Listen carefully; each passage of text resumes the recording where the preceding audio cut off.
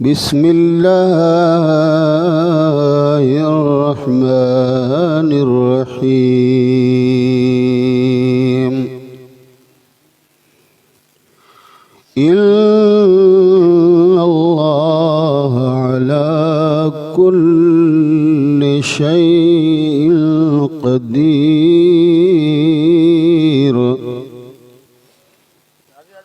आमन्तु बिल्लाहि सदक़ल्लाहु मौलानल अलीयुल अज़ीम।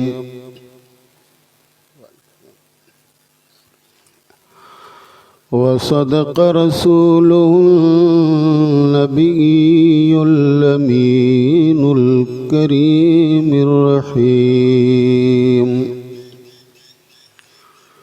वनहनु अला ज़ालिका लमिनश शाहिदीन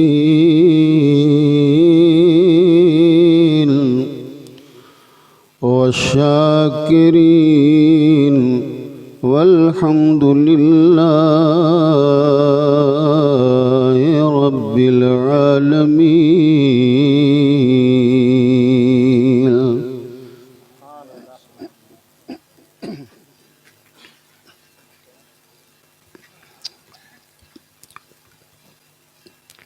मुअज़्ज़ज़ सामीन इकराम, काबिलुल एहतराम बुज़ुर्गान दीन, नौजवानान मिल्लत अहले सुन्नत, काबिल कदर बुज़ुर्गों, अज़ीज़ शफ़ीक बच्चों, बिलखुसूस उलमाए किराम, हुज्जाज किराम और मेरी इस्लामी माओ बहनों बच्चियों, अस्सलामु अलैकुम व रहमतुल्लाहि व बरकातुहू गफ़र लहू। आज का ये मुक़द्दस और बाबरकत जलसा मवाक़े शादी पर मुनाक़िद हो रहा है, मगर जिन मरहूमीन को सवाब पहुँचाने की गायत और गरज से इसको लगाया गया, सजाया गया, बसाया गया, मरहूम मग़फ़ूर मोहम्मद हुसैन भाई और मरहूमा मग़फ़ूरा हाजरा, रब्बुल आलमीन अपने रसूल रहमतुल लिल आलमीन सय्यदुल मुरसलीन के तवस्सुल तसद्दुक़ इनकी क़ब्रों को रहमत इलाही के फूलों से भर दे और अल्लाह तबारक व तआला इनकी बख्शिश बारगाहे अपनी बारगाह अक़दस से करे और रब्बुल आलमीन हुजूर की शफ़ाअत से इन्हें शफ़ाअत नसीब अता फरमाए।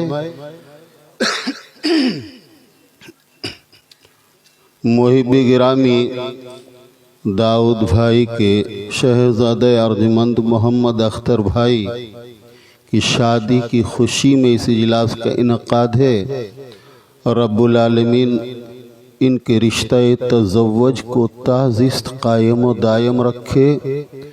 अल्लाह तबारक व तआला इनकी ज़िंदगियों को खुशियों से और आसूदगियों से भर दे और रब्बुल आलमीन अपने महबूब की सुन्नतों पर अमल पैरा होने की इन्हें तौफ़ीक़ और रफ़ीक़ अता फ़रमाए। आमीन बिजाहे रसूल रब्बिल आलमीन व मा अरसलनाका इल्ला रहमतुल लिल आलमीन। आइए हम सारे हज़रात अहले सुन्नत के रवायत के तहत मिलकर आक़ाए कायनात रसूल दोसरा हबीब खुदा शाफ़े रोज़े जज़ा नबीयुल अंबिया रसूल रसूला की बारगाह नाज में बावाज़ बुलंद दुरूद सलाम का नजराना कर दें और पढ़ दें। अल्लाहुम्मा सल्लि व सल्लिम अला हबीबिहिल करीम शफ़ीअल मुज़निबीन रहमतुल लिल आलमीन राहतल आशिक़ीन सय्यदुल मुरसलीन जनाब मुहम्मद रसूलुल्लाह सल्लल्लाहु अलैहि व आलिहि व बारक व सल्लम अलैहि।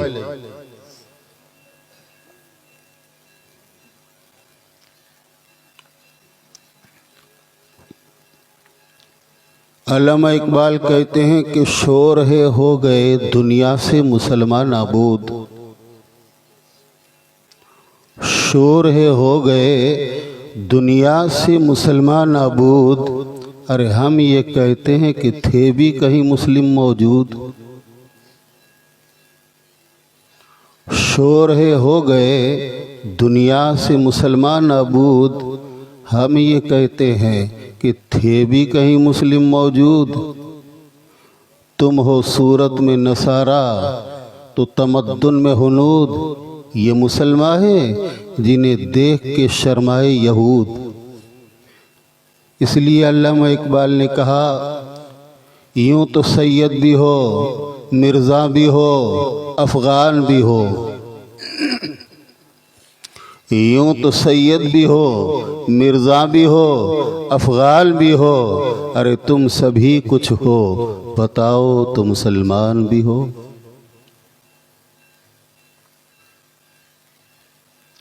इकबाल वो है जिन्हें कलंदर का लाहौर कहा जाता है, लाहौर का कलंदर कहा जाता है।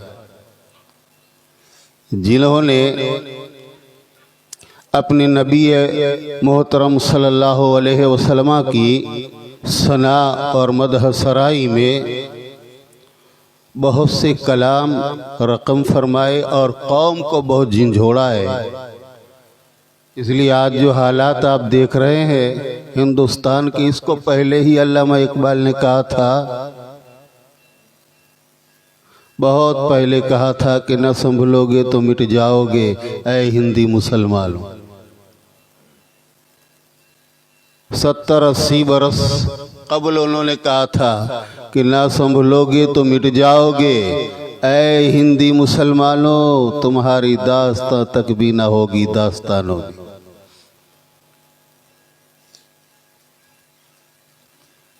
ये इकबाल जिसने मगरबी सैर की, इकबाल जिसने यूरोप में भी तालीम हासिल की, इकबाल जो हर तरह से नॉलेज में आरास्ता और पारास्ता थे, वो बहुत खूब जानते थे। इसलिए उन्होंने कहा कि सुनो,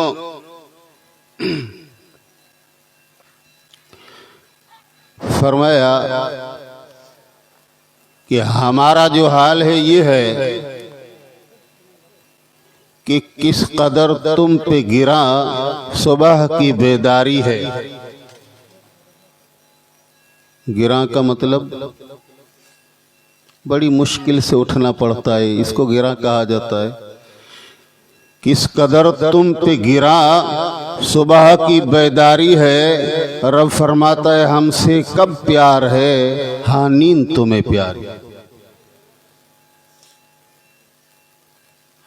अल्लामा इकबाल ने फरमाया कि कौम मजहब से है, मजहब जो नहीं तुम भी नहीं। अगर अपने मजहब को तुमने ही सलामत न रखा, अपने नबी के फरमान पर तुमने ही अमल न किया, तो क्या होगा? इकबाल कहता है कि कौम मजहब से है, मजहब जो नहीं तुम भी नहीं, जज्बे बाहम भी नहीं, महफिल अंजुम भी नहीं। बहुत कुछ कहा है इकबाल ने, और इतना पहले, इतना माजी में उन्होंने जो कहा था वो सब कुछ आज हमारी नजरों के सामने। याद रखना जनाब, उन्होंने कहा था कि हमें करनी है शहंशाह बतहा की रज़ा जोई, वो अपने हो गए तो रहमते परवरदिगार अपनी। जो कौम अपने रहनुमा के उसूल को नहीं छोड़ती, जो कौम अपने रिफार्मर के कानून पर अमल पैरा हो जाती है, जो कौम अपने मुक्तदा के उसवा से नहीं हटती, जो कौम अपने रहबर के तरीके को इख्तियार कर लेती है, उस कौम को दुनिया में कोई नहीं मिटा सकता। मगर जिस कौम में अपने रहनुमा की इख्तिदा का सिर्फ दावा रह जाता है और उस दावे में कोई हकीकत नहीं होती, तो ऐसी कौम को हर कोई मिटा देता है। तारीख गवाह है जनाब।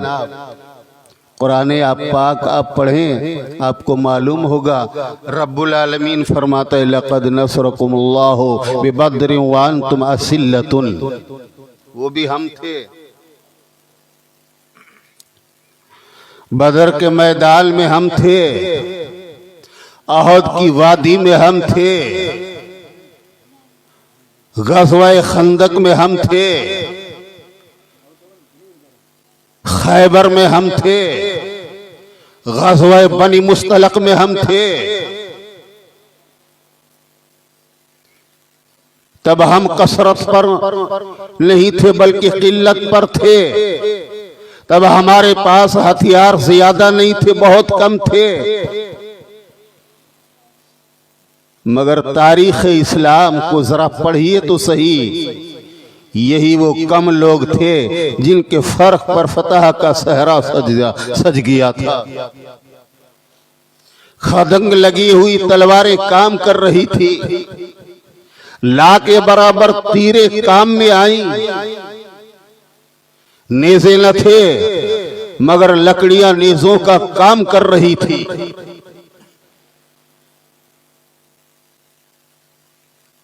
न तेगो तीर पर तकिया, हफीज जलंधरी कहते हैं, न तेगो तीर पर तकिया, न खंजर पर न भाले पर भरोसा था, तो बस साधी सी काली कमली वाले पर।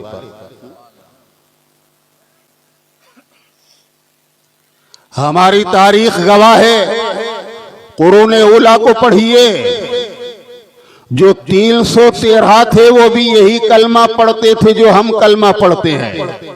मुझे बताइए उनका कलमा कोई अलग था?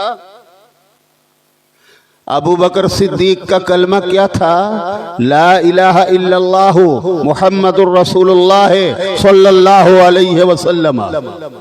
फारूक आजम का कलमा यही था, उस्मान जुल्नूरैन का कलमा यही था, मौलाना मुस्लिमीन का कलमा यही था, हजरत अबू ज़र का कलमा यही था, खालिद इब्नुल वलीद का कलमा यही था। यही तो कलमा पढ़ते थे, इनका कलमा कोई और न था और हमारा कलमा कोई और नहीं है। ये जो किताब पढ़ते थे वो किताब कोई और नहीं, कुरान पाक ही थी। हम जो किताब पढ़ते हैं वो भी कुरान ही है। ये जो अजानें पढ़ते थे वो अजान भी अल्लाहु अकबर अल्लाहु अकबर। हम जो अजानें पढ़ते हैं वो भी अल्लाहु अकबर अल्लाहु अकबर। आखिर ये लोग किल्लत पर मखौज होने के बाद भी क्यों जीता करते थे मैदान जला दो? वजह क्या थी? वजह ये थी कि इनका भरोसा रसूलुल्लाह की जात पर मुकम्मल था और रसूल खुदा की इतनी सी सुन्नत को भी कभी सुहाबा ने तर्क न फरमाया। अल्लाह के नबी ने फरमाया यह रास्ता तुम्हारा नहीं है, इस रास्ते पर कदम बाजी मत करना, तो सुहाबा ने कभी भी उस पर कदम नहीं रखा था। और हमारा हाल यह है, नबी ने कहा था कि इस तरफ मत जाना, आज हम उसी की तरफ जा रहे हैं। नबी ने कहा था कि इस तरफ जाओ मुसलमानों, उस तरफ बहुत कम मुसलमान दिखाई देते है कि नहीं? आपको मालूम है कि जब शराब की हुर्मत न हुई थी, मेरा मजमून है इन्नल्लाह अला कुल्लि शैइन कदीर, उसी पर आ जाऊंगा। शराब की हुर्मत न हुई थी, यानी शराब सरीह और कतई तौर पर हराम न हुई थी। तब आप पढ़िए, जब आप पढ़ेंगे तो आपको कुतुब से मालूम होगा या उलमा से पूछेंगे, मालूम होगा कि कई सहाबा ऐसे थे वो भी शराबी पीते थे, क्योंकि शराब हराम ही नहीं थी तो पीते थे। मगर नमाज में जब खड़े होते तो गड़बड़ हो जाती थी, क्योंकि शराब आदमी के दिमाग को जायल कर देती, अकल को कैद कर देती है और उसकी तमीज को खत्म कर देती है। अच्छे बुरे की तमीज नहीं करता, ना जाने कैसी कैसी लफ्ज़ नहीं करता, बकता चलता फिरता रहता है ना? कुरान पाक में एक आयत आई, ला तक़रबुस सलात व अंतुम सुकारा, कि आए हबीब अपने सुहाबा से फरमा दीजिए वो हालत शराब में नमाज के करीब मत जाए, क्योंकि गड़बड़ हो जाती थी। मगर कुर्बान जाइए फारूक आजम पर, जिन्होंने कहा था अल्लाहुम्मा बय्यिन लना बयानन क़तई, या रसूल अल्लाह ये तो ऐसा हुआ कि हालत नमाज में बंदा शराब न पिए और हालत नमाज न हो तो उसमें शराब पीता रहे, शराब की हुर्मत नहीं है, यानी शराब सरीह से हराम नहीं है, कतई हराम नहीं है, बलफ़ से कुरान हराम नहीं है। तो मौला कोई ऐसा हुक्म आ जाए तो उसके बाद ये हुक्म आया, या अय्युहल्लज़ीना आमनू, ईमान वालो अब शराब तुम्हारे लिए हमेशा के लिए हराम। मुझे बताइए, हमने कुछ लोगों को सुना है कि वो इतने आदी है शराब के, जब उनसे शराब के छुटकारे की बात की जाती है तो वो कहते हैं अब तो मर जाएंगे। अरे बेहतर ये है कि शराब पीने की वजह से अगर जिंदगी मिल रही है तो इससे तो मौत बेहतर है कि नहीं? क्या कहते हैं अब तो मर जाएंगे नहीं पिएंगे तो।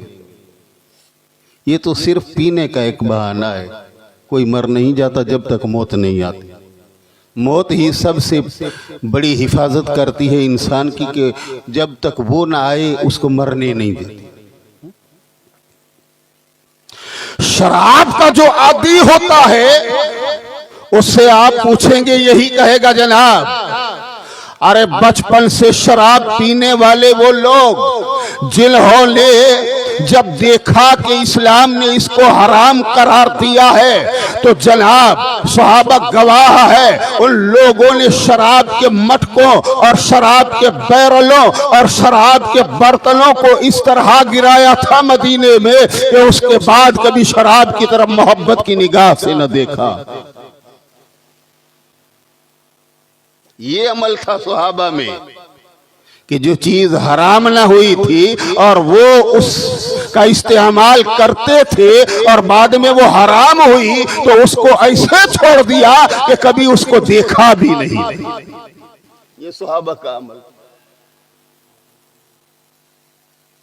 बताऊं आपको, सिर्फ एक बात से कयास कर लीजिए ताकि इन्नल्लाह अला कुल्ली शैइन कदीर पर आ जाऊं। एक ऐसा सहाबी, बड़ी मशहूर बात है, मगर ऐसा सहाबी कि जिसकी आंखें देखो तो बिल्कुल गड़ी हुई, पिशानी देखो तो बिल्कुल चिपकी और बाल देखो तो बिल्कुल छोटे छोटे और चेहरा बिल्कुल हसीन न था बल्कि बिल्कुल डेंजर चेहरा, इसको खराब चेहरा कहा जाता है, हुस्न जमाल वाला चेहरा नहीं, ऐसा चेहरा। मगर ये सहाबी रसूल है, जाहिर इसका चाहे कितना भी बद शक्ल हो मगर उसकी तीनत और उसकी सीरत बड़ी हसीन थी। वो रसूल खुदा सल्लल्लाहु अलैहि वसल्लम का सुहाबा, और गरीब इतना कि एक दिन खाना मिलता है तो दूसरे दिन वो खाने के लिए तड़प जाता है, इतना गरीब। सरकार की बारगाह में एक आरजू लेकर आया था कि या रसूल अल्लाह फलानी जगह पर एक अमीर रहता है और मैंने अपनी शादी के लिए उसकी बेटी का हाथ मांगा मगर उसने मुझसे कहा कि तेरा चेहरा देख, तेरे पास खिलाने के लिए क्या है, तेरे पास रहने के लिए तेरे लिए भी घर भी नहीं है और तू मेरी बेटी का हाथ मांगने के लिए आया है। मेरी बेटी ऐसी खूबसूरत कि सूरज भी शर्मा जाए और चांद भी उसकी तारीफ में लगे। वो सहाबी आप दीदा थे, आप तो रहमतुल लिल आलमीन थे, आपकी रहमत को जोश आया, आपने फरमाया तू गया था ना, अब मेरा नाम लेकर जा। अल्लाह अकबर, मेरा नाम लेकर जा क्योंकि वो भी मेरा सहाबी है। क्या कहा? वो भी मेरा सहाबी है। फिर उसने जाकर आवाज दी कि अब मैं अपनी मर्जी से नहीं, रसूल खुदा की मर्जी से आया। अंदर से आवाज आई, अब्बा दरवाजा खोल दो, मैं उसकी दुल्हन बनना चाहती हूँ। ये उसकी बेटी थी, घर में रखा, खातिरो तवाजा की और सब कुछ तय हो गया। अल्लाह अकबर। जनाब जब ये बंदा बारगाह रिसालत मआब सल्लल्लाहु अलैहि वसल्लम में आया है कि हे अल्लाह के रसूल, मेरी बात पक्की हो गई, मेरी बात तय हो गई। बाप ने भी हाँ कह दिया, बेटी ने भी हाँ कह दिया कि कुछ भी हो नबी का फरमान कभी टाला नहीं जाता, हजूर ने जो कहा है वही होगा। आपने फरमाया तेरे पास कुछ है? सुनना जनाब, उसने कहा मेरे पास तो कुछ भी नहीं है। कुछ सहाबा ने मदद उस वक्त जिसके पास कुछ नहीं होता था तो सहाबा मिलकर उसकी मदद कर देते थे, घर बना देते थे, खाने के लिए देते थे और कलमा पढ़ने वाले को अपना सगा भाई ही मानते थे। ऐसे सहाबा थे।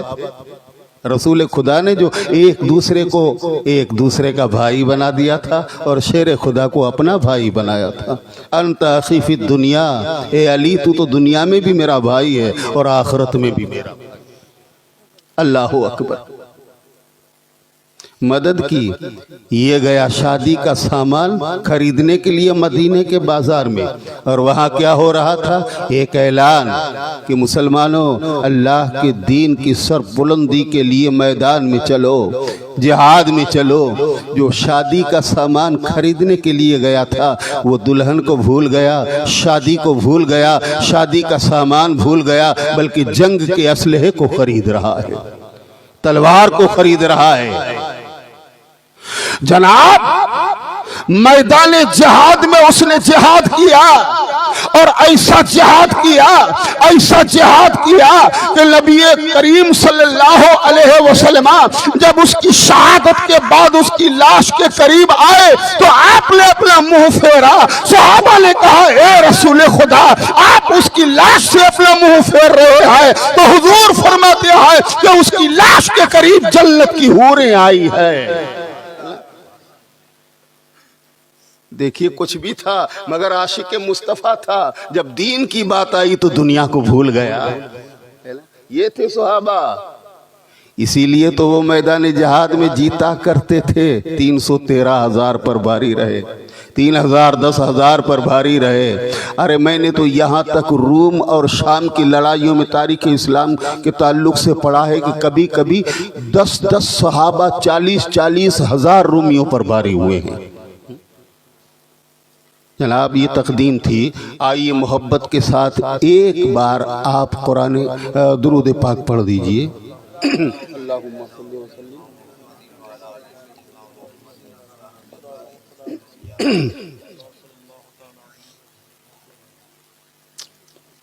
कुरान शरीफ में यह आयत मुतअद्दिद सूरतों में मुतअद्दिद सिपारों में आई है। जिन्होंने कुरान पढ़ा होगा उन्हें मालूम होगा कि बार बार एक आयत आती है। क्या आती है? इन्नल्लाह अला कुल्ले शैइन क़दीर।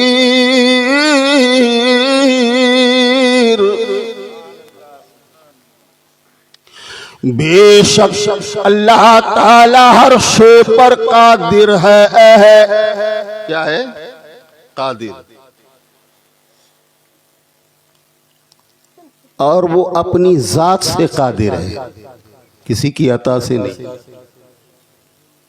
वो हमेशा से कादिर है और हमेशा कादिर रहेगा। ये कुदरत अल्लाह ताला को किसी ने नहीं अता की। वो अपनी जात से कादिर है, इसलिए उसे कादिर मुतलक कहा जाता है। क्या कहा जाता है?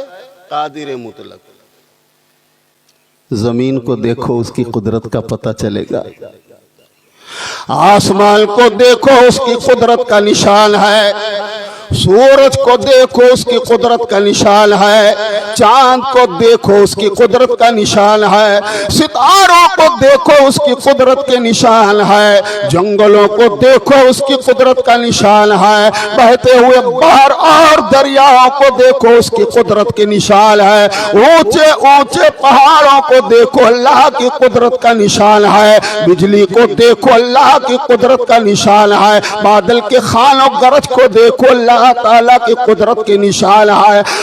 इंसानों के चेहरों को देखो अल्लाह ताला की कुदरत के निशान है, इंसान के हाथों के रेशों को देखो ये अल्लाह की कुदरत का निशान है। देखिए आज हमने मजलिस की सवाब पहुंचाने की गर्दगाह से इस इजलास का इनेकाद हुआ, मजलिस की लोग आए, हमने फर्श कितना बिछाया, जितने लोग थे, अगर इससे ज्यादा हो तो 1000, इससे ज्यादा हो 2000, इससे ज्यादा हो 10,000, 5,000, जो भी आप ले लीजिए। जितने लोग आते हैं उतना फर्श बिछाया जाता है, मगर जनाब इंसान दरमांदा है, इंसान आजिज है इस बात से कि वो एक ही फर्श पर पूरी कायनात को बिठा दे। कर सकता है इंसान कि सारी दुनिया के लिए एक ही फर्श बिछाए? ये अल्लाह की कुदरत है, ये जमीन है नहीं, ये अल्लाह का फर्श है। पूरी दुनिया इसी एक फर्श पर बस रही है कि नहीं? हमने पिंडाल को सजाया, हमने शामियाने को लगाया, जितना मजमा था उतना शामियाना लगा। जनाब ऐसा कभी आप नहीं देखेंगे कि एक ही शामियाना पूरी कायनात के सर पर हो। वो अल्लाह ताला है, इन्नल्लाह अला कुल्ल शैइन कदीर, कि उसने एक शामियाने के नीचे पूरी कायनात को रखा है। रखा है कि नहीं? ये शामियाना है आसमान, एक ही आसमान के नीचे सब कुछ है। कभी उसमें रीख्त देखा, कभी उसमें शिकस्तगी देखी, या फिर उसमें पेवंत देखा कि यहां से आसमान खत्म हो गया दूसरा आसमान जुड़ गया? नहीं। ये अल्लाह ताला की कुदरत का निशान है। ऐ लोगों, आप रोजाना देखते हैं कि रोड पर वाहन चला करते हैं, बाइकें चला करती है, मोटर कार चला करती है, और उनमें तसादम होता है, उनमें एक्सीडेंट होता है, उनमें नबर्द आजमाई हो जाती है और अमवात भी हो जाती है, आदमी फौत भी हो जाता है और मर भी जाता है। एक दिन में कितने एक्सीडेंट होते होंगे? पूरे हिंदुस्तान नहीं, पूरी दुनिया की अगर बात करें तो हम शुमार ही नहीं कर सकते कितने एक्सीडेंट हुए। मगर मुझे बताइए, ये गाड़ियां ज्यादा है कि आसमान के तारे ज्यादा? अरे हाँ ना कहते आइए, कोई बात नहीं। ना कहेंगे तो भी कुछ नहीं आपके ऊपर, हाँ कहेंगे तो भी कुछ नहीं आपके ऊपर। ये सब कुछ तो मुझे करना है।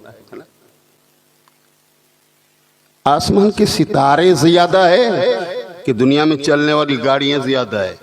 आसमान के सितारे ज्यादा। आज तक आसमान के सितारे को कोई फिलासफर गिन नहीं पाया, कोई साइंसदान अपनी साइंस में उसका मुहासबा न कर सका। अगर सितारों को किसी ने गिना है तो वो है मोहम्मदुर रसूलुल्लाह सल्लल्लाहु अलैहि वसल्लम। बस हुजूर ही को मालूम है कि कितने सितारे हैं। आप कहेंगे ये कैसे? तो जरा खोल कर बता दूं ना, खोल कर बता दूं। चांदनी रात सितारे चमक रहे थे, आंगन में चारपाई पड़ी है, सरकार तशरीफ फरमा है, हजरत आयशा हुमैरिया सिद्दीका रदियल्लाहु ताला अन्हा तशरीफ फरमा है। जैसे आसमान पर निगाह डाली हजरत आयशा ने, अर्ज करने लगी, मेरे आका, इन आसमान के तारों के बराबर किसी की नेकियां होगी किसी की नेकियां? हुजूर ने फरमाया हाँ है। कहा वो कौन है? कहा वो हजरत उमर है। उमर की नेकियां आसमान के तारों के बराबर है। कौन कह सकता है जिसको मालूम हो कि तारे इतने ही है और उमर की नेकियां भी इतनी है? जैसे ही सरकार ने फरमाया आयशा उम्र की नेकियां तारों के बराबर है, तो हजरत आयशा ने अर्ज किया रसूल अल्लाह फिर मेरे अब्बा अबू बकर सिद्दीक क्या हुए, मेरे बाबा की नेकियां कहाँ? हुजूर फरमाते आयशा खुश हो जाओ, उमर की सारी नेकियों पर अबू बकर की एक नेकी भारी। कौन सी नेकी? कि सांप ने काटा मगर